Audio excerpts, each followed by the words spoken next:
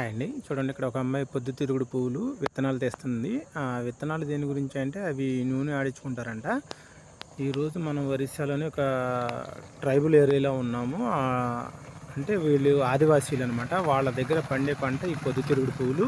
అదేవిధంగా పొగాకు కూడా పండుతుంది. అదేవిధంగా కందులు, చింతపండు ఇవన్నీ కూడా పండుతూ ఉంటాయి అన్నమాట.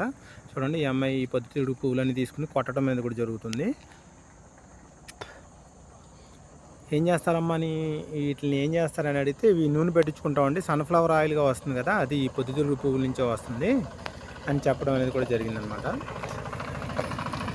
వీళ్ళు మొత్తం కూడా ఆదివాసీలు అనమాట. వీళ్ళు ఏంటంటే ఏమి కొనుక్కోరు, మ్యాక్సిమం అన్నీ కూడా అడవుల్లో దొరికే పదార్థాలని తీసుకోవడం అనేది కూడా జరుగుతుంది. చూడండి, ఆ సంచి నిండా కూడా పొద్దుతిరుగుడు పువ్వులే ఉన్నాయన్నమాట.